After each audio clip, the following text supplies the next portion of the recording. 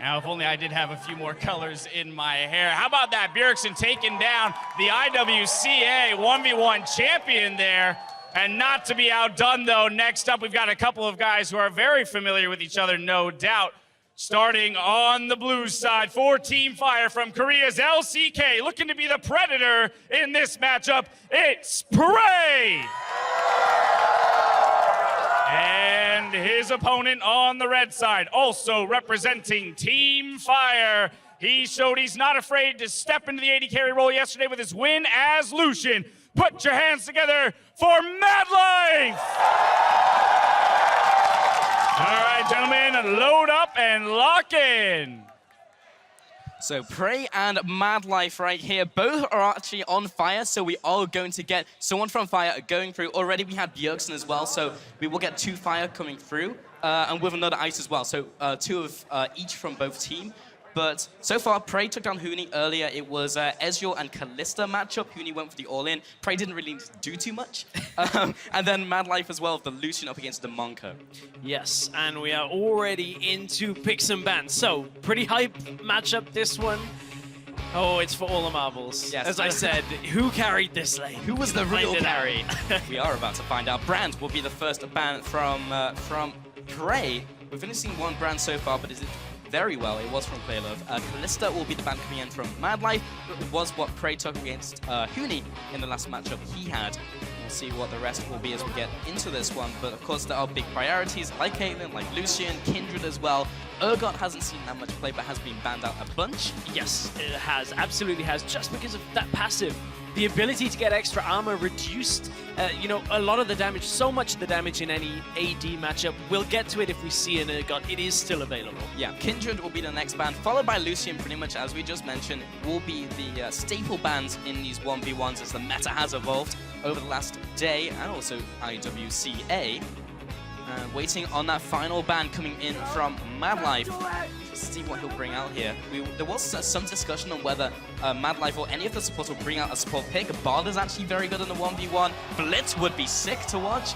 Probably not great, Kench in the mid lane. Her fake was playing back in the day. But, the Draven has been locked in. And we look at yesterday, Huni did not let PraY have Draven. And you have to think, MadLife should know. MadLife should know you don't give PraY Draven.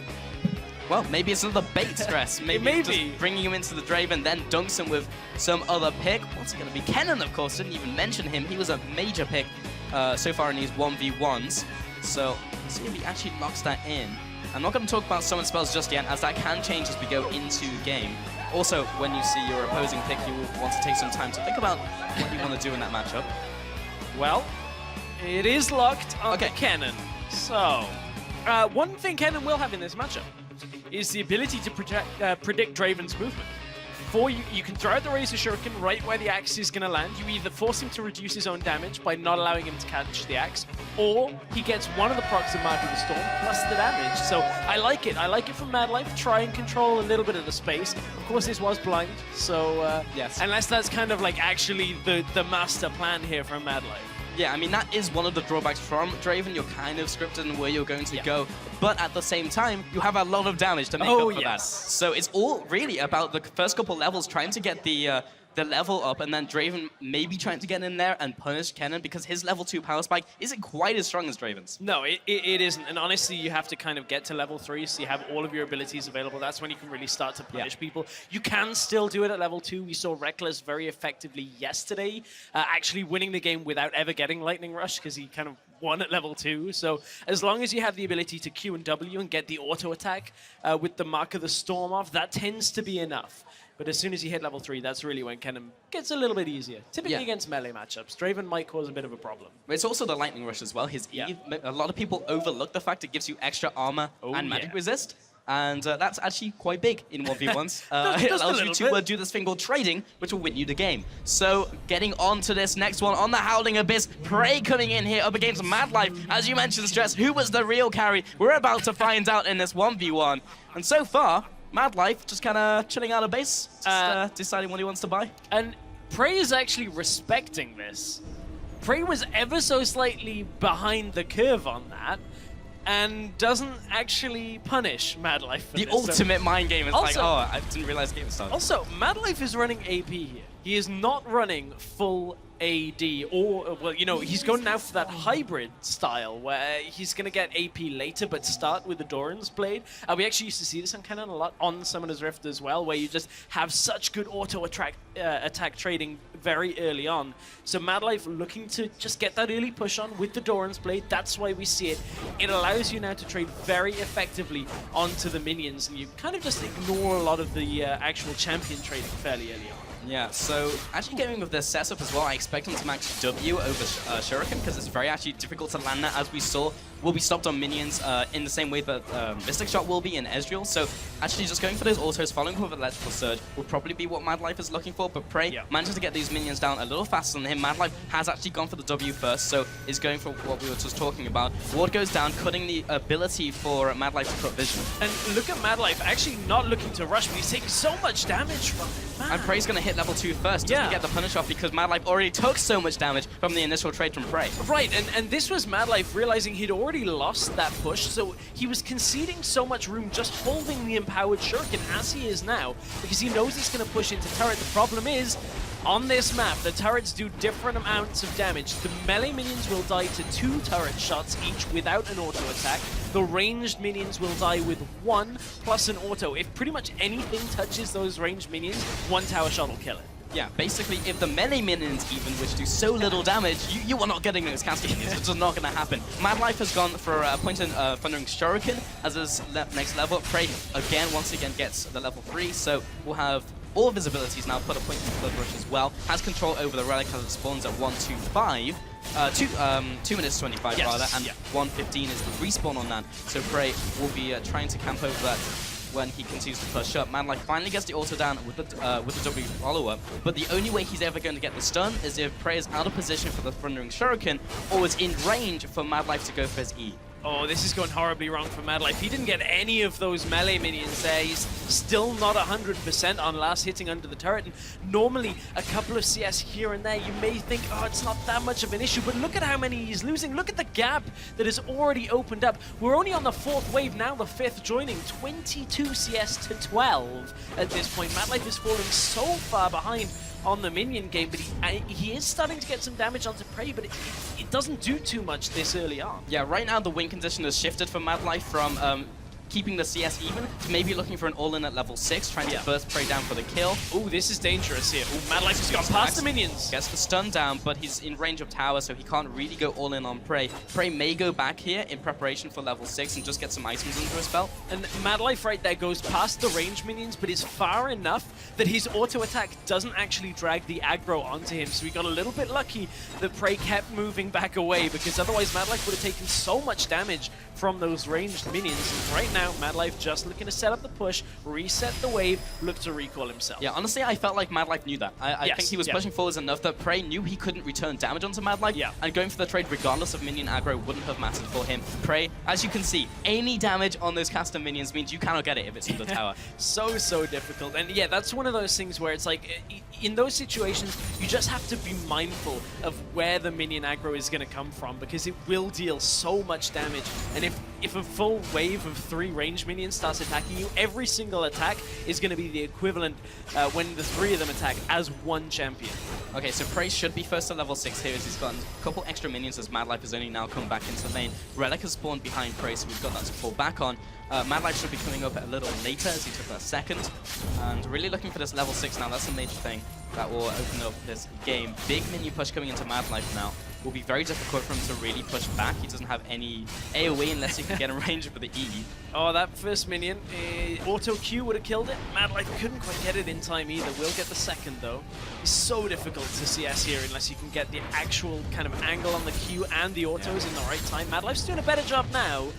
As I say that, he missed one as the minions aggroed onto it, but you know, you win some, you lose some. Yeah, okay, so around 10 CS ahead now is PraY, and actually first level 6 was MadLife. I was wrong on that one. Now PraY gets to level 6, and MadLife may be looking to jump in here with the ultimate. PraY's not currently in kill range, so MadLife will want to try and get some damage down onto him, but it's so difficult with the shurikens, and if you get in range for the auto with Kennen, you're going to take 2 autos or more from PraY, which are going to hurt way more. Yeah, You can see there's the telegraphing of PraY now has 2 axes. How will the juggling go for PraY? This is a lot of damage if he gets 2 autos up onto MadLife here. Will focus down the minions for now though. Taking so much damage, stands aside as well. I actually feel like PraY could have gone in for an extra auto down to MadLife, but was paying respect, being so near the turret, also with the level 6 on MadLife. But again, he's not in kill range, so definitely PraY could have gone for 1 more auto, maybe even 2 with the attack speed now. Something that not many people know is you can, as Draven, if you have enough attack speed, you have to click Q again to add more axes into your rotation. So you can actually be juggling like 3 or 4, or like many axes. If you're max attack speed, I think I've seen someone juggle 5. Probably won't reach that. That's pretty micro-intensive, I'm not gonna lie. If PraY can do that, but this is all about micro stress. That is true, but so much of it is about the minions. You can't just go juggling 5 axes around and run around and not care. But PraY taking a lot of damage, will trade it back onto MadLife for now. Very tense game so far, but you can see PraY has extended. Look at the lead he's got, Pulse. 56 CS to 45 right now. PraY is in full control. Yeah, in the last 2 or 3 trades, we've seen MadLife just get ahead, or rather PraY get ahead of MadLife, just managed to get 1 more auto down on the retreat. And MadLife is just finding it hard to put down damage and bring PraY into kill range. And because of those double Darrens, PraY is basically up to full health again. And once again, you see the grass come out. MadLife, his window is closing rapidly. We're at a pretty important point here, because if PraY can recall, he has the gold for Hexdrinker. He already has the longsword in his inventory, and Hexdrinker is going to go so far against MadLife. MadLife's building half AP as well. Whoa, that's not a Hexdrinker. That is not a Hexdrinker at all. That is a VF sword that he picks up on Draven. He wants to win this with a kill right now and make sure he can just take out the minion wave as fast as possible and just go fully ham on MadLife at this point. I'm a little surprised at this. Yeah, that's interesting. And now MadLife goes back. Does he pick up Seekers? He's got 1200. He could complete it, plus then go for added damage if he wants it. Yeah, is it worth with the opponents at 70 CS though? Because Seeker's on guard kind of crap basically by itself. Okay. Gonna fight fire with fire, bringing out the needlessly large one as well for more damage. Great. So one thing about getting damage as opposed to sustain on this map is that if you don't actually get the all-in, it's pointless. So, I mean, one of these players going this build path is not going to lose the game because of it, but makes the game so much harder for themselves right now.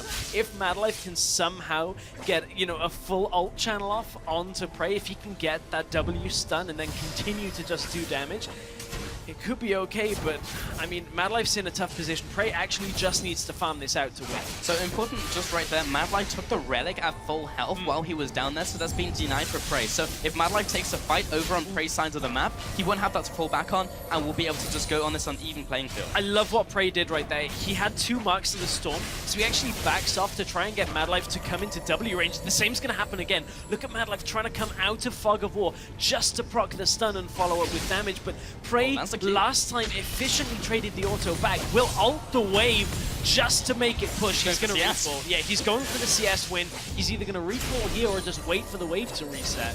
Yeah, right now being 3 waves away from winning the game, he's just going to keep farming it out. There's no real reason to try and straight up kill MadLife. MadLife, I love it. Side of the map. I love it. It's great. So with the ward in the bush on PraY's side, MadLife has full control of the area behind PraY's minions. So MadLife never has to cross it and denies so much of this farm for PraY. He says, if you want to go for a CS win, I'm going to make you fight me for it. And MadLife won't take aggro from this until an auto attack lands. He can just Q out again and again and again. They can even hit PraY, and MadLife will be fine as long as the minions are just attacking his. Yeah, literally notice this. MadLife is not even hitting the minions. He's letting it go over to his side of the map. However, he did just kill 1 minion, and now it's pushing back into PraY. So it has now been broken. The idea was fantastic. It was great. I love it. He sold PraY out for so long. I mean, PraY, as you said, was only, 3-4 waves away from winning this, and MadLife is trying to game the system here. Stop PraY from getting to 100. Unfortunately, PraY is getting there very quickly. He still has a biscuit in his inventory. Here he goes. He has to go for the all-in. He comes down, and MadLife, he's just not in range, and the autos are raining in from PraY. Defensive ultimate comes out, but the exhaust as well. Gets PraY in range, looking for the last auto. MadLife's gonna run away, but even if he goes back here, PraY is gonna be so strong in advantage in the minions. It may just end before MadLife comes back. Yeah, MadLife right now is, one more wave as the wave joins. MadLife can join it and try and force an all-in. He has the ignite, but he stayed in base for so long. 5 minions is all it's going to take for PraY to win this game, and PraY knows it. Does he recall and safely close this out, or does he go to rush? He's going going to for the minions. In comes the ultimate. One more minion. There it is, and the win goes to PraY. PraY, he knew what was going on. I would love to hear some of the communication between those two on that game, especially while MadLife was zoning. I love the attempt. MadLife put up such a good fight, but PraY comes out with the Draven. So much damage to deal with, and MadLife, he gave it a good go. It's so close, just the way that MadLife was playing, but PraY far too good in that kind of situation. Seeing these 1v1s at the highest level was so fun to watch. All the mind games that went into that one. And literally, as you mentioned, just at the end there with MadLife, that he was trying to freeze the minion wave to force PraY to come to him was so good. But in the end, PraY just won out. In the end, PraY just won. He just